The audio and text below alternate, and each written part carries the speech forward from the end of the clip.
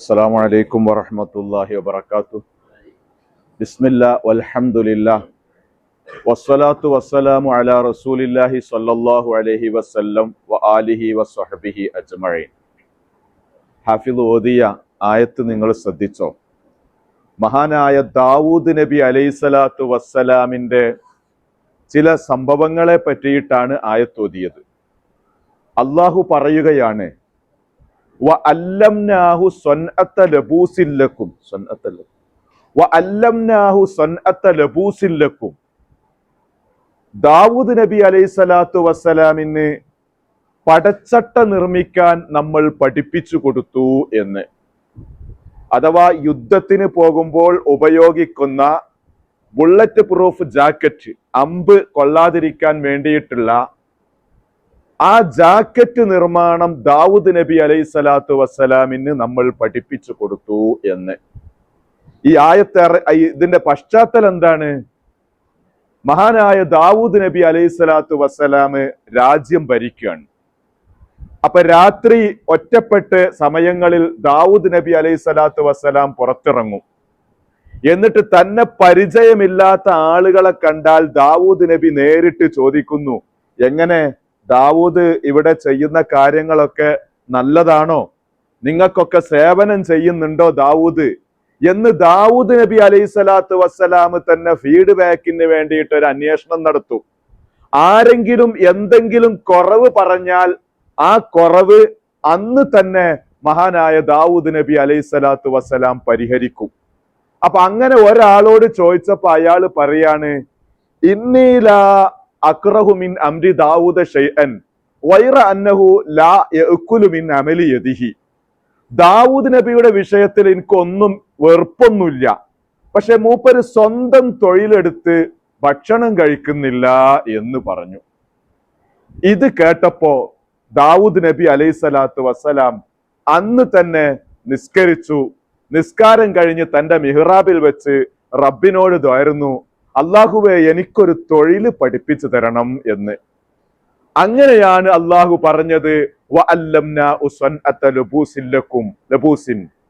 ദാവൂദ് നബി അലൈഹിസ്സലാത്തു വസ്സലാമിന് നമ്മൾ പടച്ചട്ട നിർമ്മാണം, ബുള്ളറ്റ് പ്രൂഫ് ജാക്കറ്റ് നിർമ്മിക്കുന്നത് നമ്മൾ പഠിപ്പിച്ചു കൊടുത്തു എന്ന് മഹാനായ റസൂലുള്ളാഹി സ്വല്ലല്ലാഹു അലൈഹി വസല്ലമ പഠിപ്പിച്ചു.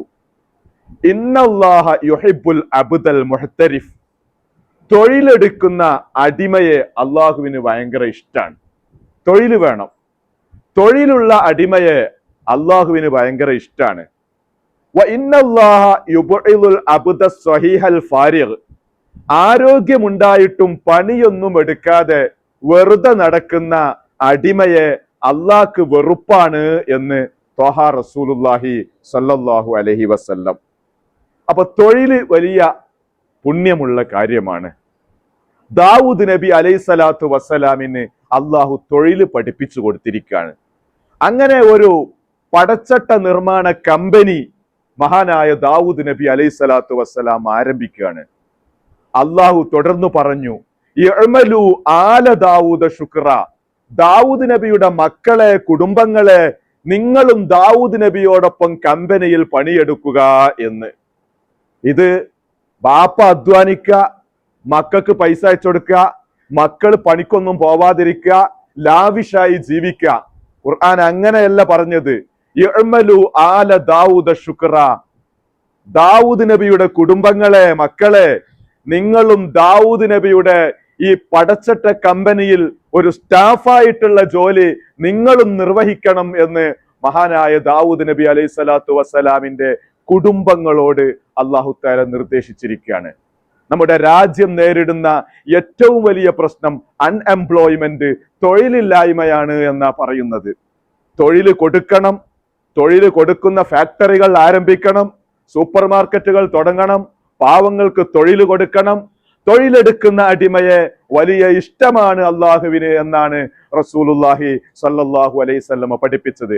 നബി സ്വല്ലല്ലാഹു അലൈഹി വസല്ലമ പറഞ്ഞു, ബാക്കിറു ഫീ ത്വലബി റിസ്ഖി വൽ ഹവായിജ്.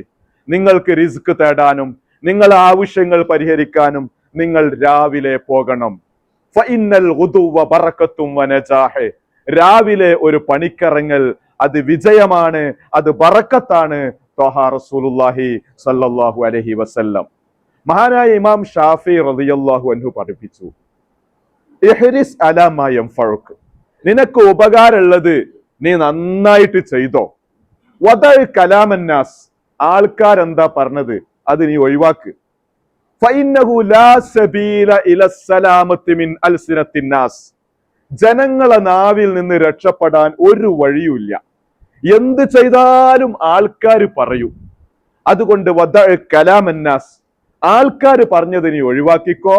ഇഹ്രിസ് അലാ മാ യൻഫഉക, നിനക്ക് ഉപകാരമുണ്ട് എന്നുള്ള തോന്നുന്ന കാര്യം അത് നീ വൃത്തിയിൽ താല്പര്യത്തോടു കൂടെ നീ ചെയ്തോ.